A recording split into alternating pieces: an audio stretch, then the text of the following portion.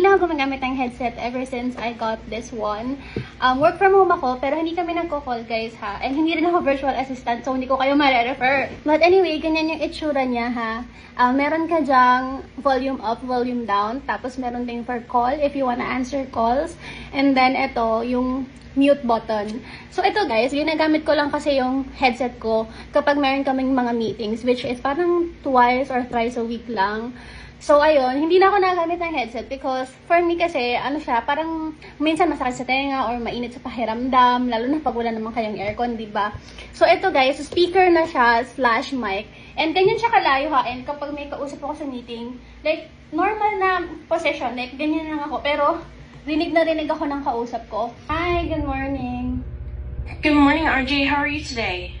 I'm good. How are you? I'm doing well, thank you.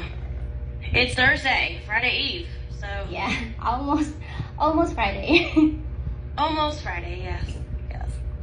How's everything going? How was your week? We already got the raw videos for our wedding. So I spent 2 days trying to edit it and create a mini film. So that's that's what I did pretty much. That's so cool. How about you? How'd it come out? It went good. It's just like 28 minutes like video. Oh, okay. I just compiled everything. It was a lot of work because there are a lot of clips and there are like 3 different like cameras they use for videos. So I have to see everything, find everything because it's like different file names and they don't have like timestamps. Well, that's hard. How about you? How's your weekend?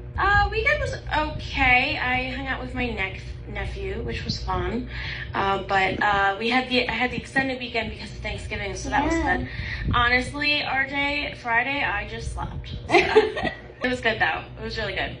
Right now we're having a cold spout of weather in New York, so it's like it's rainy / cloudy / cold. It's not fun. Very Christmassy. Yeah. I love it. Yes. Before, nung wala pa akong ganito, nagtataka ako bakit yung mga kausap namin na Americans, wala naman silang headset pero sobrang linaw nung nung audio nila. It turns out, gumagamit sila ng mga ganito. Buti na nga lang, meron ng available na ganito sa Philippines na medyo mura lang. This is from eMeet, guys.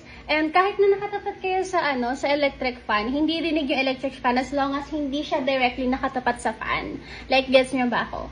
So, sa work namin, guys, pwede kaming makinig ng music while working. Basta hindi kami magsistay sa YouTube, ganyan, tas manonood. Pwede kang mag-play ng music in the background. So, tignan nyo. Parinig ko sa inyo yung audio niya. Talk to me.